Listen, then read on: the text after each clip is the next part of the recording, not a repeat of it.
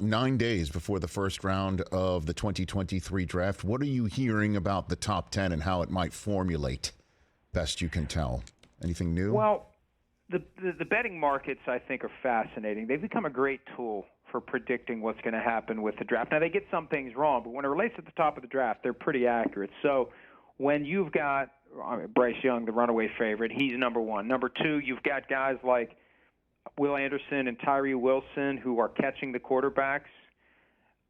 You've got Will Levis ahead of C.J. Stroud to be the second overall pick. I mean, you just track it one by one. You look at who the favorites are for where guys are going to land. Jalen Carter, all the talk about him falling out of the top 10. He may not fall out of the top 5. Really? The betting markets are pointing to Seattle. So I just think those betting markets are going to be critical to giving us the insight as we get closer and closer to the draft as to how that top 5, top 10 is going to fall. And that's an interesting exercise year to year, looking at what the betting markets are just before the draft begins and how the draft plays out. They tell us not to tip the picks.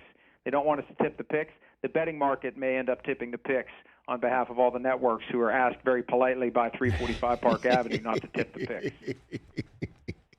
I don't want. I just so you're aware, and I think I've told you this here, and also personally without a microphone on us. I don't want to know.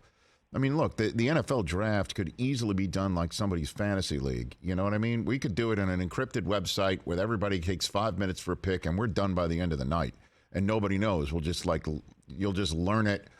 Maybe as it's happening, or at the end of the night, it gets sent out, by a press release. That's the way it could be done. This is a show, and I'm a host of a show, and I don't want to know. I want to be surprised just like everyone else, and I'm assuming everyone's figuring it out the same way.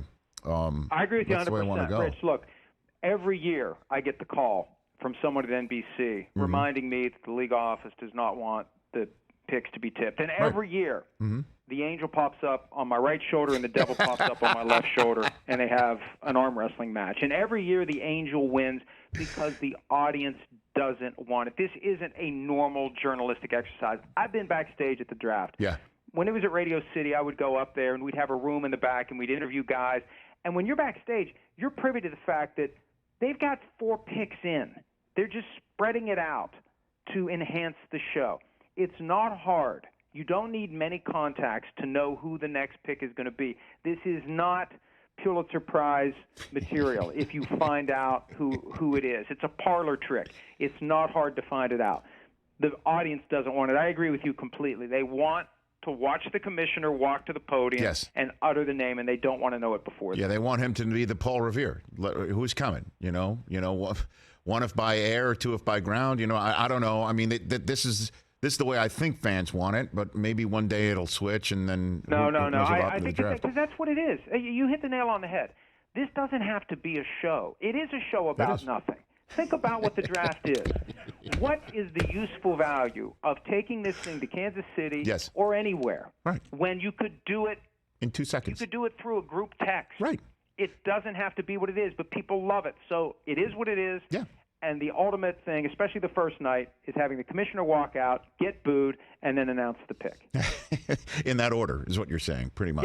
Yes. Yeah. It really is something that to me, I love hosting it, and I love doing it that way, and I hope fans still want to have it delivered in that manner. But so you think Jalen Carter has a short night when it's all said and done, in 9 nights from now? I think that 5 is his realistic ceiling, and I think the momentum is growing to the point that, who knows, maybe somebody tries to cut the line in front of the Seahawks if people think the Seahawks are going to take him at 5. And if not the Seahawks at 5, how about the Lions at 6? And if not the Lions at 6, how about the Steelers trading up with the Bears at 9? And you think of those coaches, Pete Carroll, Dan Campbell, and Mike Tomlin, respectively. Yep. That's exactly what Jalen Carter needs. He needs somebody who's going to push his buttons and get the most out of him. Because when he's focused and motivated and determined, he's generational. The question is, can they get the most out of him? And it comes down to the coaching that you're going to get. That's the one thing that gets overlooked when we talk about the draft. Where does the kid land? And what kind of help is he going to have? What kind of coaching is he going to have? How motivated is he going to be? And those 3 coaches, I think, would be in a position to get the absolute most out of Jalen Carter. Catch the Rich Eisen Show every single day on the Roku channel, 12 to 3 Eastern, for free.